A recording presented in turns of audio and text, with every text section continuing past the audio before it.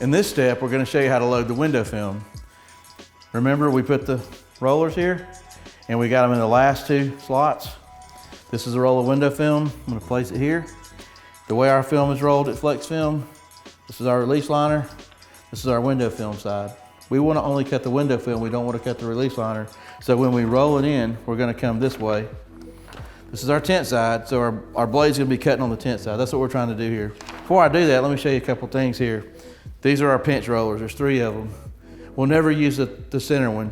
We want to put it in the center. We want to leave it in the up position so that it never makes contact with our window film. The only ones we're going to engage are the ones on the sides. We're going to line them up, and I'll show you how to do that in a minute. And when we're ready to lower the pinch rollers with force to keep them against the film, this is how we're going to do it. That's it. There's springs here. There's tension. That's how you lower your pinch roller. And you do the same here. We'll always leave the middle one up. Okay. So at this point, I'm gonna turn the machine around and I'm gonna show you how we load it from the front side. So right now, I'm gonna move the carriage over just a little bit by manual. Okay. I'm gonna pick the film up and I'm gonna carefully feed it through with all the pinch rollers in the up position. I'm gonna kind of stick my head over the sides here. And what I'm gonna do is I'm gonna try to position everything where I'm looking at the bottom roller and I'm looking for the rough part. I want to make this line up on the edges as closely to the edges as possible without it overlapping and going off the edge. Okay. What I want to do is I want to grab the center of it, okay, and I'm going to pull toward the camera and I'm going to put the brakes on the roll just by holding it. And I'm going to look at it, make sure everything's perfectly straight. And then I'm going to come over here. I like the way that's adjusted. I'm going to lower it. And I'm going to come over here and I'm going to make sure it's lined up like I want it. And I'm going to lower it. And that's how we've loaded the film and we're ready to start some test cuts. Before we start to cut anything, the first thing we want to do is we want to familiarize ourselves a little bit with the control panel. This is not a tutorial on how to use a control panel. That's on another section on our videos. I want to show you what we're doing with the control panel because what we're doing is we're paying attention to the speed and the downforce. It says SPD and PRS. The speed has to be at 300 and the PRS needs to be at 90 to 110. We always want to start off at the lowest point, which is 90, 92, 90. You're going to be okay with either choice.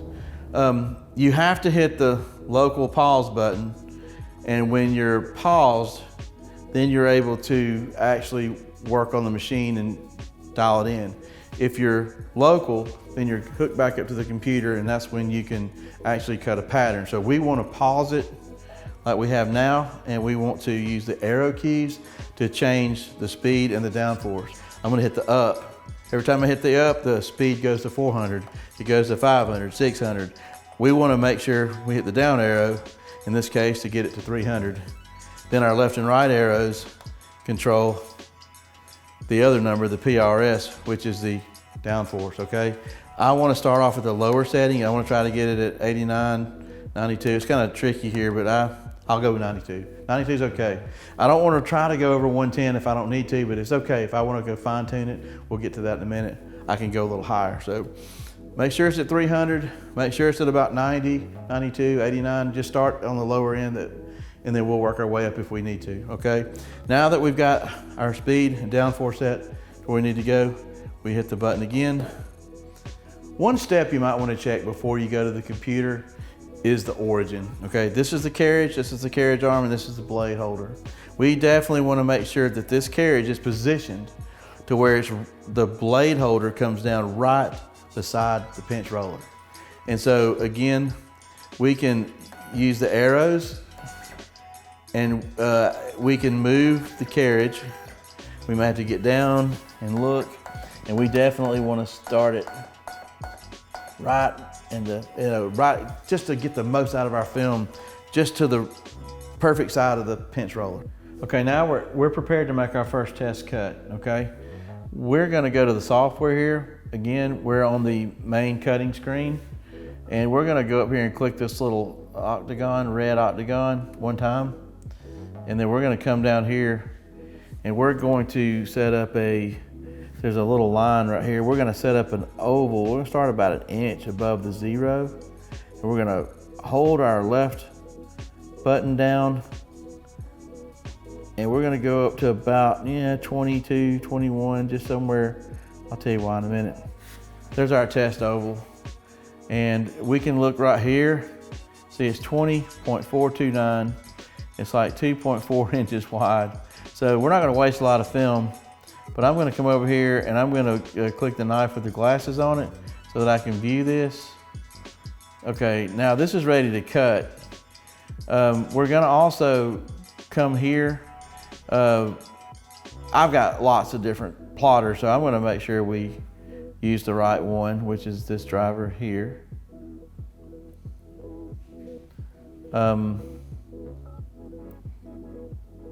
It would be this one. We'll find out.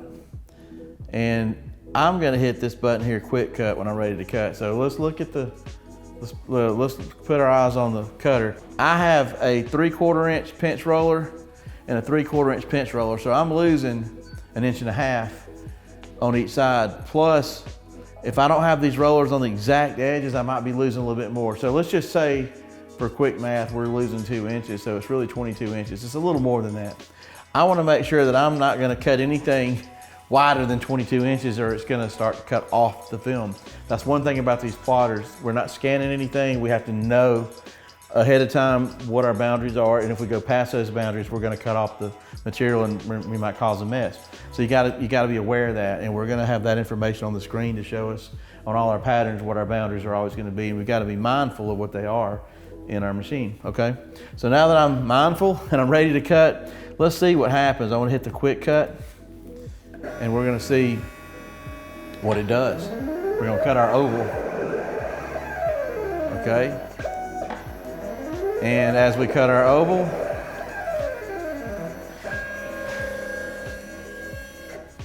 that is our oval. So what we're gonna do is we're gonna pause the system because we're gonna go offline, away from our computer. We're gonna use our arrows, and I'm gonna go down. See this little red? I'm gonna stick my blade in there, and I'm gonna make sure my oval is below the red. And I'm gonna manually stick my blade in there, and it's so smooth to cut it.